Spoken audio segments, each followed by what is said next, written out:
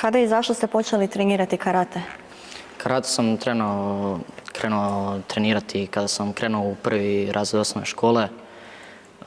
Inače, ja sam se htio baviti nogometom, ali to mojim roditeljima nije upadalo u planove jer su htjeli imati slobodne vikende, pa su me zato poslali na karate, ali na kraju se ispostavilo da ni u karate nemam slobodan vikend. Kako teku pripreme za nadolazeće Europsko prvenstvo? Pa mogu reći da smo napravili odličan pripremni ciklus za ovo Europsko prvenstvo. Digli smo formu na jedan zavidni nivo i spremni smo za Europsko prvenstvo. Tek vam je 17 godina, već ste izborili svoj prvi nastup na Europskom prvenstvu u individualnoj kategoriji. Kako se osjećate? Pa evo, iznimno sam sretan što sam uspio izboriti ovo Europsko prvenstvo. Znači, radit ću sa svim europskim zvijezdama koje gledam od malih nogu, kao na primjer Ali Sofoglu koja je moj uzor. I naravno počašćen sam što ću se moći natjecati u takvoj jednoj izvrsnoj kategoriji. Što očekujete od nastupa u Zadru i koji rezultat biste smatrali uspjehom? Pa od nastupa u Zadru očekujem da od sebe dam najbolje što mogu. Znači da pokažem sebi zašto sam tamo, te kao uspjeh bi smatrao prolazak 3 kola, najmanje. Kako ocjenjujete konkurenciju na ovom Europskom prvenstvu? Pa konkurencija je konstantna, znači uvijek jaka, tu su velike sile poput Turske, Španjolske, Italije, ali i ostale europske države imaju dobru bazu kataške reprezentacije, tako da će biti jedno jako natjecanje.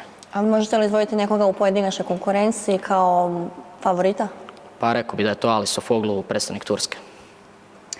Što očekujete od nastupa u ekipnoj konkurenciji? Od nastupa u ekipnoj konkurenciji očekujem, pa usudio bi se reći, polufinale i borbu za brončano odličje. Kako vaša ekipa gradi zajedništvo i podršku među članovima, posebno uoči velikih natjecanja poput ovogodišnjeg Europskog prvenstva? Znači uvijek radimo na tom zajedništvu, znači osim karata mi smo jedna ekipa koja se druži, znači i izvan ove dvorane.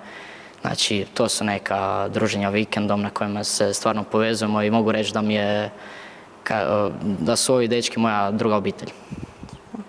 Tko vam je sportski uzor i zašto? Pa sportski uzor mi je, znači kao što sam već rekao, Ali Sofoglu. Znači, definitivno jedan karateka koji je promijenio način izvođenja kata, radi i moj stil Shotokan, tako da mi je on veliki uzor. Ali naravno tu su i drugi ljudi poput moje trenerice Marijane Kijuk i mojih kolega Marka Filaša i Ivana Žinskog. Tko vam pruža najveću podršku i kako?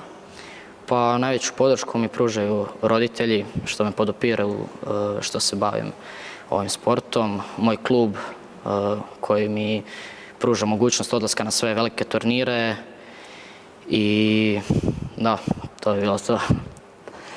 Možete li predvidjeti koliko medalja će Hrvatska osvojiti na ovom Europskom prvenstvu i tko bi bili osvajači? Pa rekao bi da Hrvatska ima jednu konstantu kroz zadnjih par europskih i svjetskih natjecanja i usudio bi se reći da ćemo osvojiti otprilike 7 medalja, te da bi osvajači mogli biti Anđelo i Ivan Kvesić, muška i ženska kumita reprezentacija, Ema Zgardeli, Nikolina Golomboš i 7 mjesta ćemo ostaviti da nas iznenade. Na kraju, što biste poručili svojim obožavateljima i navijačima koji vas podržavaju dok se pripremate za ovo Europsko prvenstvo? Pa znači želio bih zahvaliti svim našim podržavateljima, te bih htio pozvati da napune arenu u Zadru i da dođu podržati nas i sve članove Hrvatske karate reprezentacije, da napravimo jednu paklenu atmosferu u dvorani Krešimir Ćosića u Zadru. Hvala Dino i sretno. Hvala vama.